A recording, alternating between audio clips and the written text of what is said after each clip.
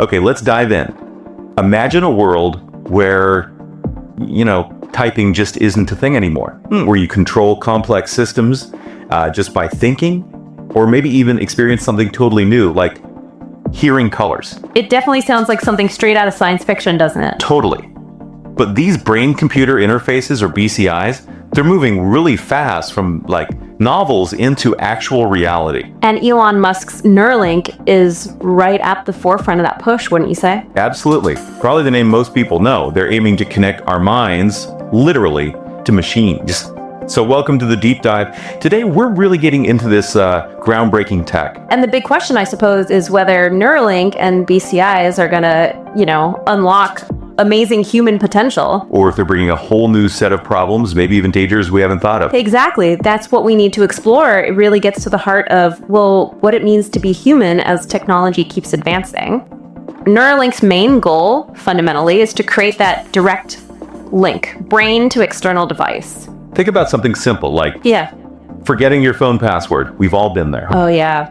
Annoying, right? So annoying. Now picture a future where that friction is just gone. Your tech interaction is totally seamless, just thought-driven. But like you said, that ease of connection, it opens up a whole new can of worms, especially around privacy, security. Of our thoughts, our actual minds. It's kind of scary when you frame it that way. It is. And Neuralink, it seems like their goals go way beyond just, fixing password problems or even helping people with disabilities, which is amazing in itself. Right. It feels much bigger. Like they're aiming for a fundamental change in what humans can do, maybe even guiding our evolution in a way. Yeah. They talk about their link chip. It's basically like a brain modem. Is that a fair comparison? I think that's a pretty good analogy, actually. It takes those complex brain signals, the electrical activity, Let neuron chatter. exactly, and translates it into data computers can understand, and potentially sends data back too.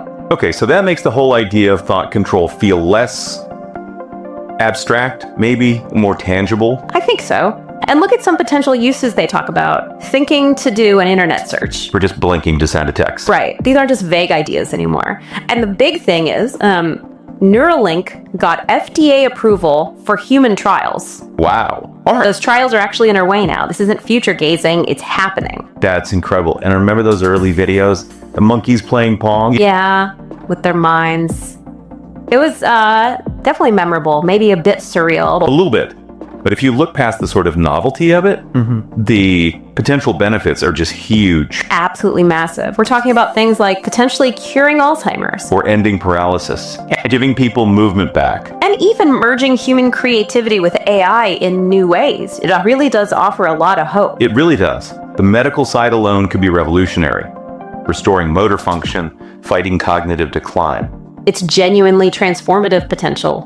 But, and there's always a but with tech this powerful, we have to look hard at the downside. Okay, so the flip side. Which brings us to that critical point. But who's actually in control?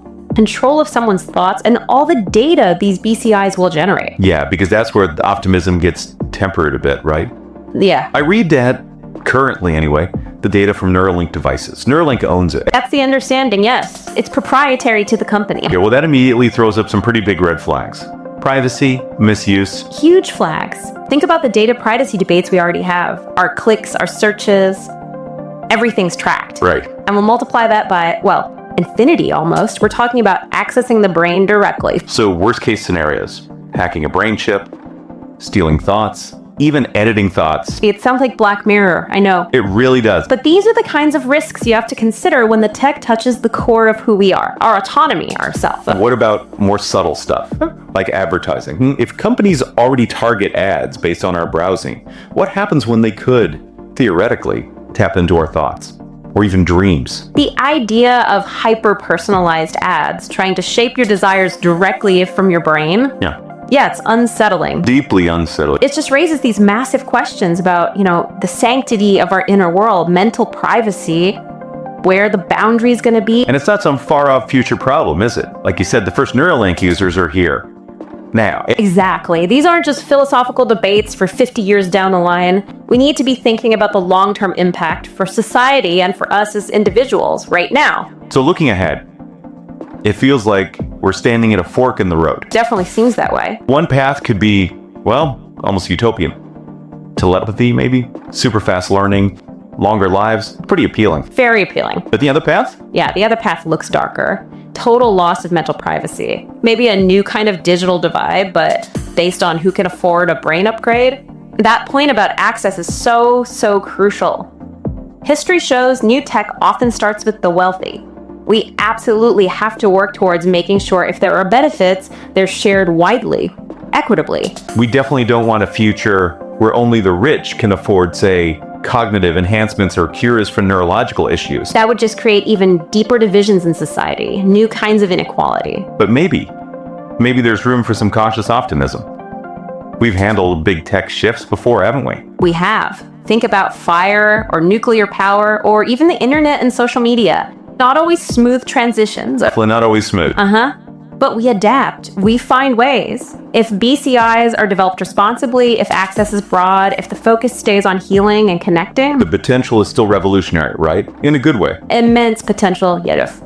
But that scale of impact also highlights why we need guardrails now. Because the tech is moving way faster than the rules and regulations. Much faster.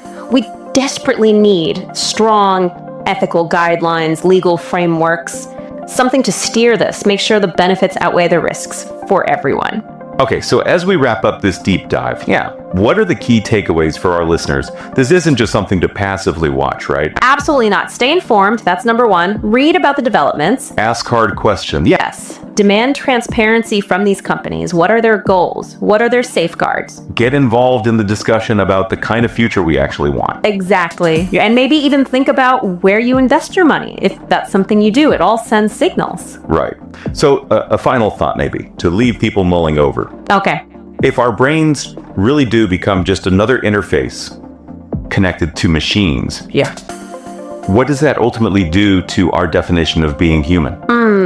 That's the big one, isn't it? No easy answers there. Not at all. But it's a question we might all need to start thinking about very seriously as this tech keeps racing forward.